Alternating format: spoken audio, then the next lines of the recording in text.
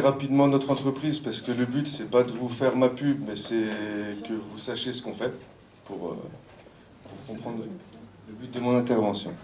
Donc la société Spire a été créée en 2006, on est un capital 100% familial, les deux associés ce sont ma femme et moi. À la base on travaillait uniquement dans l'hydroélectricité et puis aujourd'hui via les évolutions et des acquisitions, on travaille donc dans l'hydroélectricité, le solaire, l'éolien et la méthanisation comme je vous ai dit tout à l'heure. On est basé à Marcilleux, donc juste à côté de la centrale nucléaire de Saint-Vulbas, et on a une antenne à Saint-Gaudens dans les Pyrénées. Donc un peu logiquement près des bassins hydrauliques, les deux grands bassins historiques étant les Pyrénées et les Alpes. Après l'hydroélectricité, il y en a partout, hein, depuis toujours, mais bon, c'est les deux gros bassins. Donc nous, aujourd'hui, on réalise environ 50% de notre chiffre d'affaires sur la France et 50% à l'international. Ce qu'on fait à l'international, c'est principalement...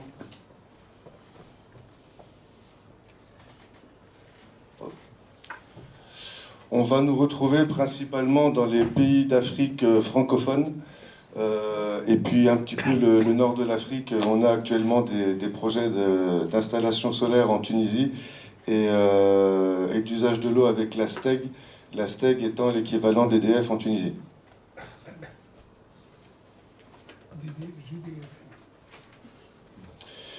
Donc aujourd'hui, on a deux pôles d'activité. Un premier pôle dans tout ce qui est donc centrale ENR que j'ai déjà cité, où là, notre business model, c'est de pouvoir accompagner nos clients sur l'ensemble de cycle de vie de leurs installations. Donc que ce soit sur des phases d'études pour dimensionner des installations, de construction, exploitation, maintenance, dépannage.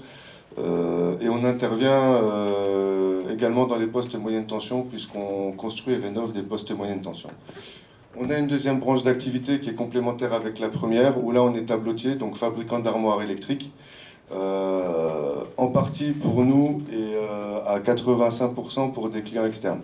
Donc un pôle tableautier à part entière. Là on retrouve quelques-uns de nos principaux clients. Entre autres dans l'énergie, on va retrouver General Electric, qui lui n'est pas exploitant de centrales, mais travaille beaucoup dans les centrales EDF et CNR, enfin les centrales de forte puissance, y compris à l'international. Total Energy, alors avec eux, on travaille plus dans le solaire au niveau de l'Afrique. Et puis donc on va retrouver EDF, Schéma, qui sont dans l'hydroélectricité. Après pour le reste, SunPower au niveau des panneaux solaires. Et donc les autres sont des acteurs industriels qui n'ont pas forcément de lien avec l'hydroélectricité. Donc moi je vais vous présenter quelques projets en micro-centrale hydroélectrique. Alors le premier point que je voulais aborder, c'est pas forcément en lien avec les débits réservés, c'est plus l'amélioration de l'utilisation des potentiels de sites, parce que bon, aujourd'hui, en France, on a quand même beaucoup de centrales et microcentrales. Par contre, elles ne sont pas toutes en bon état. Et un levier déjà, qui est déjà exploité, mais qui a continué d'améliorer, un levier pour mieux utiliser notre énergie hydroélectrique et donc avoir plus de puissance verte sur les réseaux, c'est aussi d'entretenir et de moderniser les installations existantes.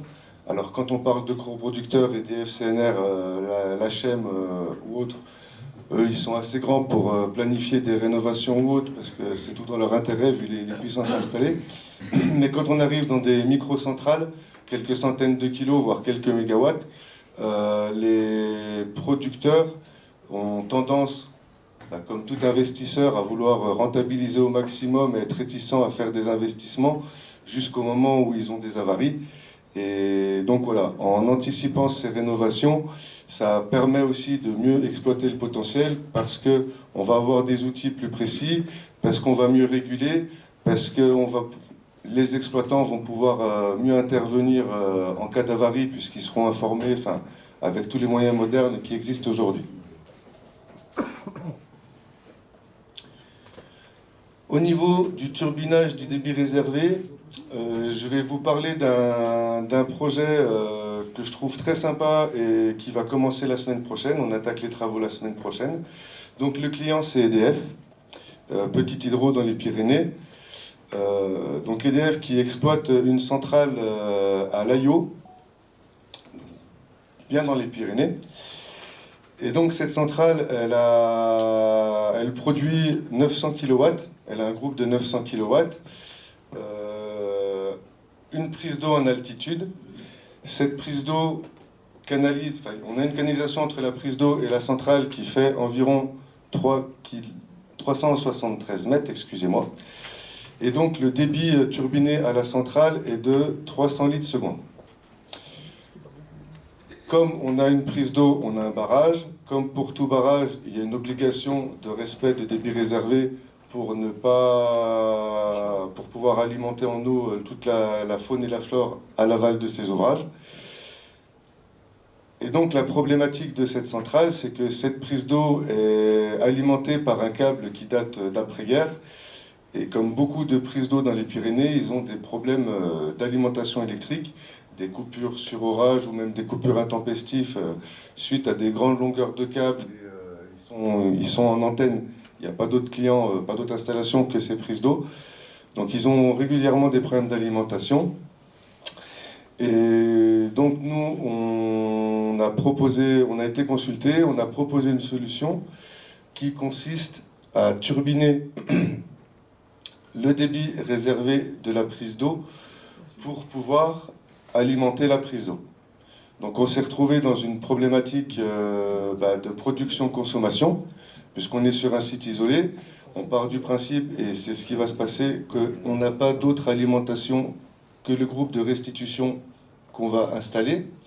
Et on se retrouve aussi avec des contraintes de débit, puisque le débit réservé étant d'environ 50 litres seconde, et le débit turbiné à la centrale de 300 litres seconde, chaque litre coûte cher. Donc on a trouvé une solution. Alors, ce qu'il faut savoir aussi, c'est que dans ces petites puissances, c'est très compliqué de trouver des machines, parce que les fabricants européens veulent pas s'embêter à fabriquer des machines d'aussi petite puissance, parce qu'ils se retrouvent dans des problèmes de coûts de production et de prix de vente qui font que c'est pas très intéressant, même si les potentiels sont très importants.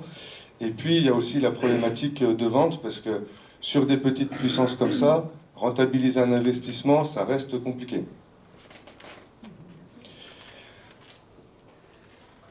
Donc là, on voit le barrage avec la sortie du débit réservé. Nous, ce qu'on va faire, c'est qu'on va canaliser, donc il y a déjà un tuyau, on va repartir de ce tuyau. Un bassin aval va être créé par une entreprise de maçonnerie. Et donc, on va installer une tuyauterie avec une vanne électrique commandée, pilotée, pour alimenter un groupe hydroélectrique qui, lui, va alimenter la station. En sécurité, il est prévu en parallèle une vanne de décharge en cas d'avarie sur le groupe pour pouvoir turbiner ce débit réservé par de la tuyauterie.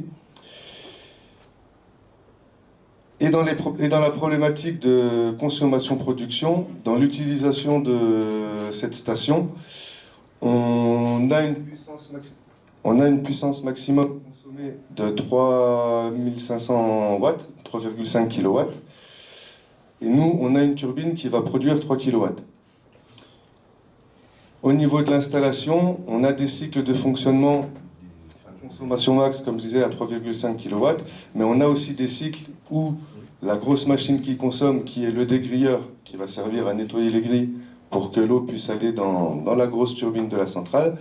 Quand le dégrilleur est à l'arrêt, on a une consommation qui devient inférieure à la production de notre petite turbine. Donc pour pouvoir réguler tout ça, on s'appuie, on centralise tout ce système sur un onduleur. Donc en fait, le groupe hydroélectrique va produire en permanence sur un onduleur qui lui est équipé de 10 kVA de batterie. Et c'est cet onduleur qui va faire le tampon avec l'installation, puisqu'aux périodes où l'installation va moins consommer que ce que l'on produit, on va pouvoir... Ah, excusez-moi. On va pouvoir recharger Voilà.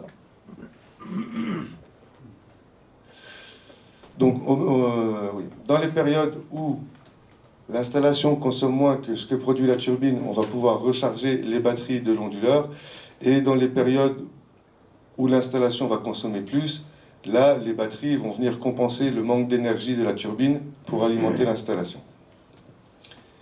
Après, bon, je vous ai mis le schéma de puissance au niveau de l'installation, au niveau de cette installation. C'est une installation EDF, donc on a des sécurités, on a un groupe électrogène de secours. On a un groupe électrogène de secours. Il y a aussi des questions de sûreté hydraulique, parce qu'on est quand même sur un ouvrage qui a un impact sur l'eau. On retrouve notre groupe hydroélectrique qui, lui, comme je le disais, va produire sur le redresseur de l'onduleur qui va charger les batteries de l'onduleur. Et donc, en fonctionnement normal, c'est notre onduleur qui va alimenter notre installation. On a un mode secours où on peut alimenter directement l'installation par le groupe hydroélectrique. Et ça reste vraiment un mode secours parce que, comme je disais tout à l'heure, en période de forte consommation de l'installation, le groupe va être très limite en puissance. Et la problématique qu'on a avec une installation comme ça, le dégrilleur, il fait un peu plus de 2 kW, donc à lui tout seul, il va consommer les 2/3 de la puissance. Donc quand il va démarrer et s'arrêter, ça va faire de grosses variations de consommation. Et le groupe hydroélectrique, aussi réactif qu'il soit, il a quand même des temps de réaction. Quand on va demander à la vanne de s'ouvrir un peu plus pour produire un peu plus, il y a des temps de réaction, ce qui fait qu'on, dans ce mode secours, on aura des variations de tension, limitées, mais des variations de tension. Et après, en ultime secours, on retrouve le groupe électrogène qui, lui aussi, peut soit ralimenter les batteries de l'onduleur et fonctionner par intermittence, soit alimenter en continu l'installation. Donc là, on est vraiment dans des petites puissances. Il y a d'autres exemples de turbinage de débit réservé, par exemple sur l'Ain, à la centrale d'Allemand, où là, il y a un groupe de 2,5 MW qui turbine 13,3 m3 seconde. Donc là, c'est des grands ouvrages, on a des puissances plus importantes. Il y a aussi la centrale de Sobrenat vers Lagneux, donc le barrage de Villebois qui, lui, turbine 20 m3 en débit réservé et a une puissance d'1,2 MW de mémoire. Donc c'est là où on se rend compte que les aménageurs comme EDF et la CNR, sur des potentiels assez importants, ils n'ont pas négligé ces turbinages. Après, là, on est volontairement sur un exemple de toute petite puissance, avec un usage relativement sympathique, parce qu'au final, on va avoir une centrale hydroélectrique qui va être alimentée en 100% par de l'hydroélectricité. C'est quand même assez sympa dans le schéma de l'installation. Et pour continuer sur la micro-hydroélectricité, je vais enchaîner sur une autre installation. Donc là, on est dans le Jura, pas loin de Vouglan et Saumortier. On est à Dortan. Donc en fait,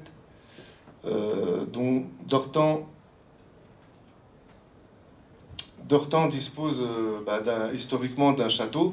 Avec ce château va une installation hydroélectrique.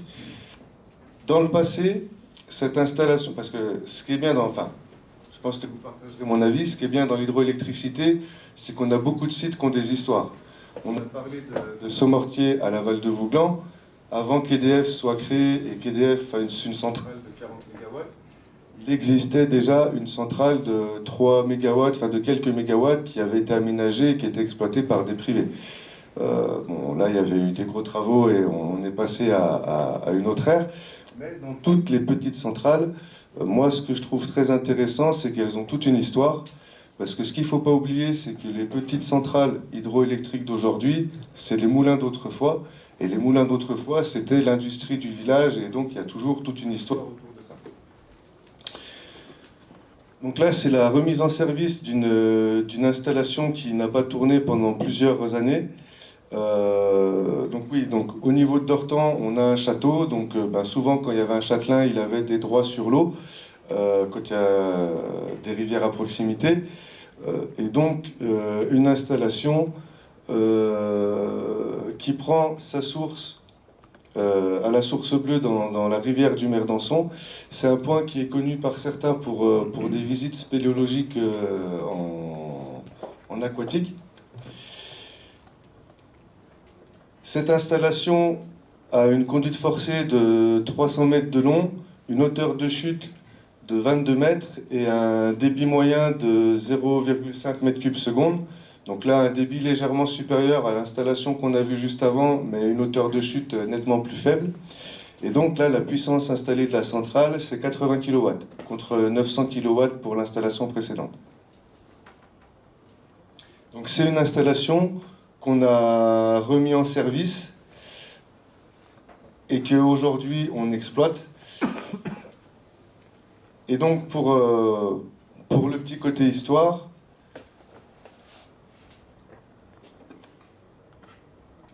c'est les joies de la technologie, elle va plus vite que moi. À droite, on trouve notre coffret hydro qu'on a installé avec le coffret de protection qui servent à faire fonctionner cette petite turbine. Et à gauche, on a les armoires des années 50-60 qui servaient à faire la même chose, voire un petit peu plus, parce qu'à l'époque, l'installation alimentait, donc avait un départ pour revendre son énergie à EDF, un départ pour alimenter le château, et un départ pour alimenter une usine qui n'existe plus. Et nous, aujourd'hui, on est uniquement sur de la revente d'énergie à EDF.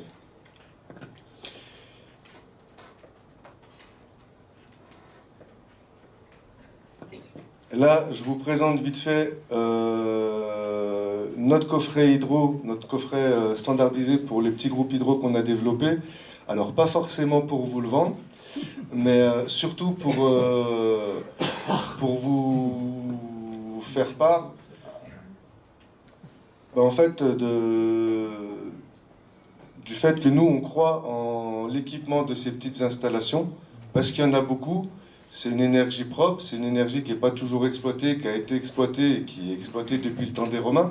Donc il ne faut pas passer à côté. Surtout quand, à des moments, on a des personnes qui ne vont pas vouloir du nucléaire, on a des personnes qui ne vont pas vouloir du solaire parce que c'est pas joli, il faut retraiter les panneaux. On ne va pas vouloir de l'éolien parce que c'est pas joli. À un moment, il faut bien avoir un peu d'énergie et ça reste parmi les énergies historiques et renouvelables. Donc, tout ça pour dire qu'on a travaillé pendant 1 an et demi pour développer ce petit coffret standardisé qu'on a décliné en 3 puissances. Donc on est vraiment dans la petite hydraulique, puisqu'on va de 40 kW de 0 à 40 kW pour le premier coffret, jusqu'à des puissances de 120 kW pour le coffret le plus gros. Le but d'avoir travaillé sur ce coffret, depuis toujours, nous on travaille avec les propriétaires de moulins et on se retrouve régulièrement sur des problématiques de coûts. Parce que comme on disait tout à l'heure, quand on part sur une installation en mégawatts, on a quand même des puissances, une quantité d'énergie qu'on va vendre qui permettent de pouvoir d'avoir une vision industrielle et d'amortir ces installations en quelques années. Sur des installations de ces puissances, les amortissements, c'est souvent 10-15 ans. Donc on s'est retrouvé confronté à une problématique de coût avec les propriétaires qui voulaient utiliser leur potentiel. Et donc un certain nombre de projets qui n'ont pas abouti, ce qui est quand même relativement frustrant quand on passe du temps à travailler dessus et qu'on sait qu'en plus on peut faire quelque chose de sympa. Donc nous, pendant 1 an et demi, entre notre branche centrale hydroélectrique et notre branche tableautier, on a réalisé un travail pour développer un coffret standardisé. Et le but de ce coffret, c'est d'une part de limiter les coûts de production et donc d'optimiser les prix d'achat pour favoriser la faisabilité des projets. Donc optimiser parce qu'on l'a standardisé, c'est la même chose à chaque fois. Les programmes, on ne les refait pas à chaque fois, c'est les mêmes qu'on réutilise ou qu'on va éventuellement adapter. Et surtout, via notre branche tableautier, on a fait un gros travail de standardisation et de choix du matériel pour optimiser les coûts. Et aussi, on le produit en petite série, ce qui permet aussi d'optimiser les coûts de production. Donc tout ça pour dire que nous, alors, on travaille aussi avec des gros, EDF, la HEM et autres, dans des centrales en centaines de mégawatts, et on est très content et c'est très sympa. Mais on croit aussi et on tient beaucoup à participer au développement de la micro-hydroélectricité, parce qu'aujourd'hui, il y a encore beaucoup de choses à faire. Je ne sais pas si vous en avez parlé, mais ça va sûrement en parler.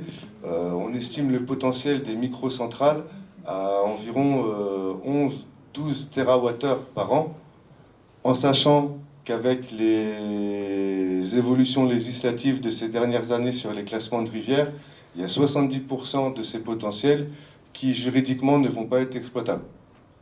Donc on arrive aussi dans des contradictions où à un moment on veut des énergies renouvelables, mais il faut pouvoir les installer. Et il y a aussi, comme disait Monsieur Héroux tout à l'heure, le multi-usage de l'eau qui fait qu'on ne peut pas forcément faire tout et n'importe quoi avec l'eau et mettre des centrales partout non plus. D'où la complexité de nos métiers.